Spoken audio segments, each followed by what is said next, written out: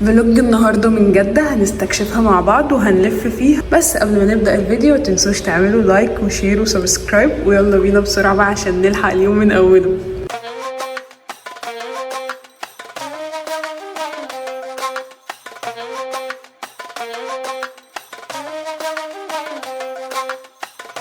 أول حاجة هنبدأ بيها اليوم إن احنا هنتمشى في البلد القديمة، فيلا بينا.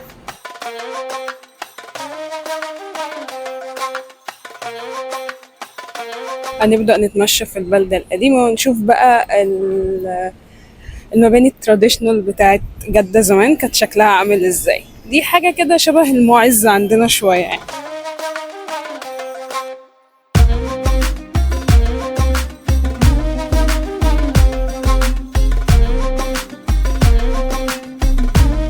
جينا المحلات لقيناها مقفلة، ممكن تبقى عشان وقت الصلاة.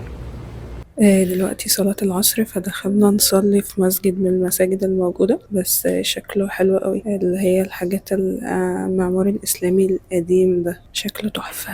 عجبني شكل الشباك ده يا أحمد، وده عايزة أسكن هنا بقى. شكله جميل بصراحة، شكله حلو.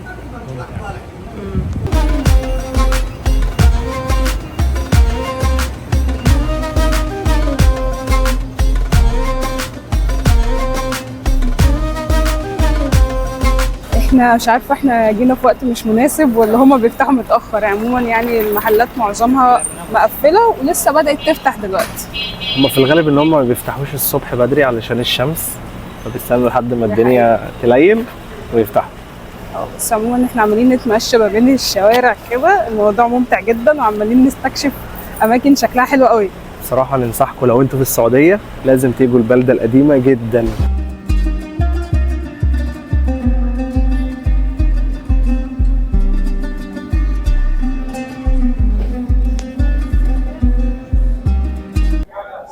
داخلين جامع الشافعي دلوقتي نشوفه.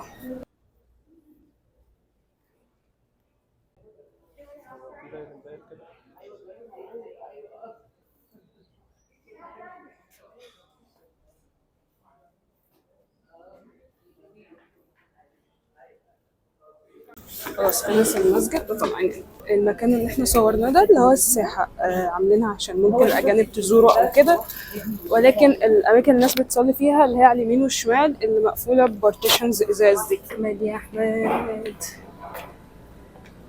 منور جد، منور جد والله. ده ميكس ما بين الماضي والحاضر، ده بواقي مبنى قديم ودي مكنة للريسايكلينج، فدي حاجة جميلة قوي. توقفنا صوت أم كلثوم هنا فدخلنا لقينا مكان أشغال يدوية، فتعال نتفرج مع بعض.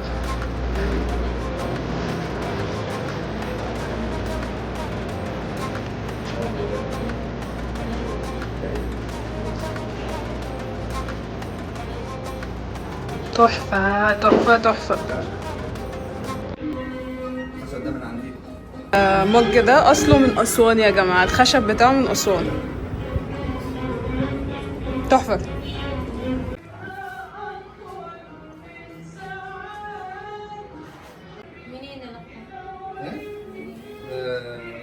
اسم المكان تحفة يا جماعة بجد، عنده حاجات رهيبة، لازم تيجوا تشتروا من عنده. البيت ده يا جماعة ادوني البيت ده وقدامه كده حاجة نقعد عليها يا احمد، وده اديت خلاص. اشتري لي البيت ده خلاص، هي كده والشجر ده تمام. تحفة يا جماعة. لقينا فول فتاح، فجده غالبا جه فتح هنا محل فول وما قالناش. جاي يفتح فول وطعمية بجد. مش مهم اي حاجة تخلينا قاعدين هنا عشان انا حبيتها خالص الصراحة. ورانا فول، بس هي دخلت قلبي، من الاماكن اللي دخلت قلبي جدة غير يا جماعة فعلا.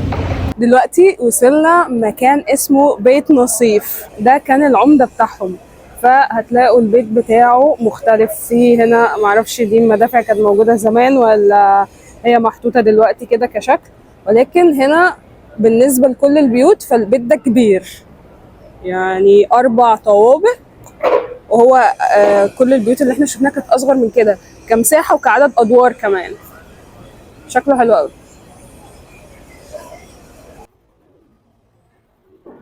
دلوقتي في الجدار ده ممكن نقعد نحرك الخشب ده عشان نكتب حاجة، فتعال نشوف هنكتب ايه.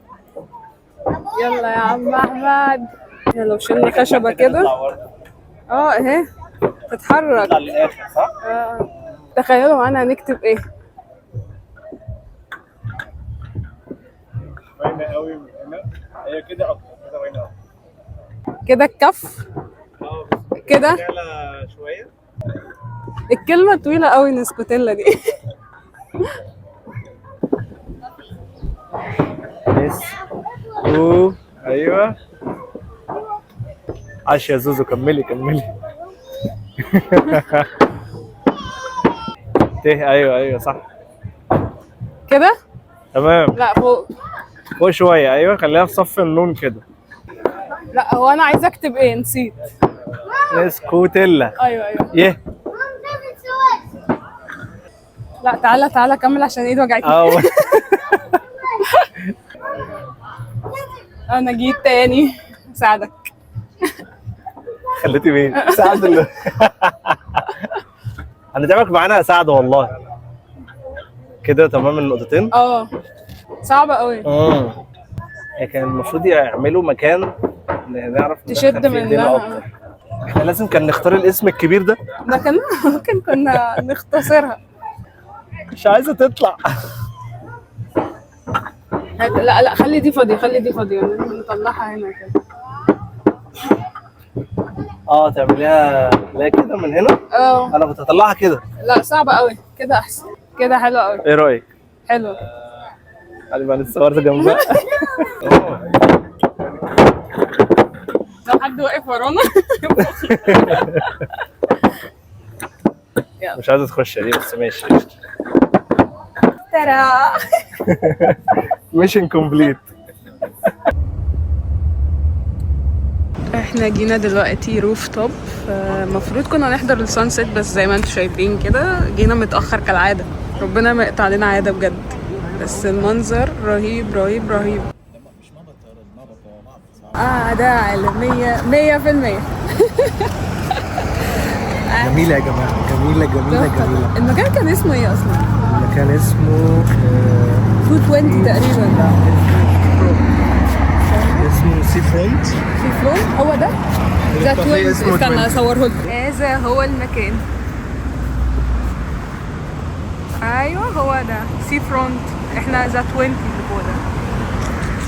هنا هو ده اللي احنا كنا فيه. رهيب، الالوان رهيبه. واو رائعه.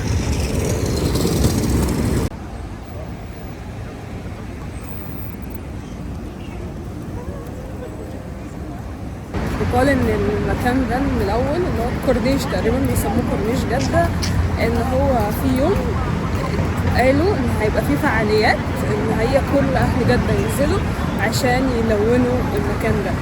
فده تحس ان هو السكان كده نزلوا يلونوه، فهم بيحافظوا عليه يعني لغايه دلوقتي. بس هو شكله حلو جدا جدا جدا. التراك ده بقى معمول عشان تمشي او تجري عليه، وده للعجل، فخلي بالك وانت ماشي بقى عشان العجله ما تلوشكش.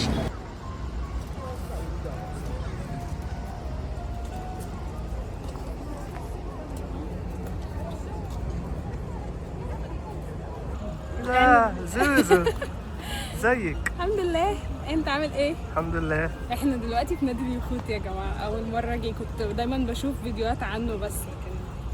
ايه رايك؟ انطباع اولي ايه؟ حلو. انا انطباع اولي عايزه اعيش في جده عشان محتاجه ان انا اشوفها بقى الصبح في الشوارع اللي هي على الكورنيش وكده. حاسه ان هي النخل ده يبقى شبه كاليفورنيا شويه كده. ايوه دي حقيقه فعلا صح. ايوه. المنطقه بتفكرك بايه؟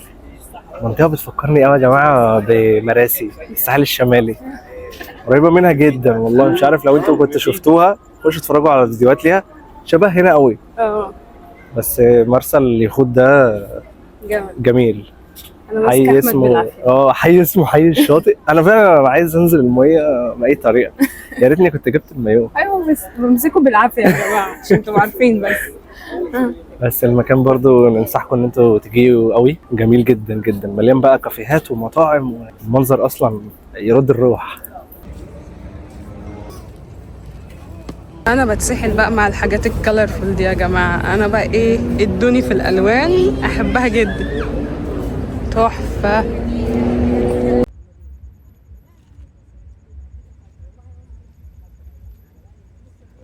وخلاص بقى كده الفيديو خلص، واحنا كمان الصراحه خلصنا. ويا رب يكون عجبكم، ولو عجبكم متنسوش تعملوا لايك وشير وسبسكرايب وكومنت كمان حلو. وقبل ما نختم الفيديو عايزين نشكر اصحابنا سعد وتوته عشان هم اللي ساعدونا جدا في الفيديو ده، نقول لهم ميرسي قوي. وكمان مش بس فسحونا بجد، هم كمان جابولنا ورد حلو قوي. لما ربنا يحط حبك في قلوب ناس عمرك ما شفتها، بس لما تقابلها تحس ان انت عارفها، يعني عارفهم بقالك سنين سنين بجد. والله العظيم النهاردة يعني حصلت لي احسن مفاجأة في حياتي، وكنت مبسوطة جدا جدا جدا جدا. ربنا يخليكي لي يا رب. تفاصيل يا جماعة، التفاصيل بربل وبربل عشان انا بحب البربل.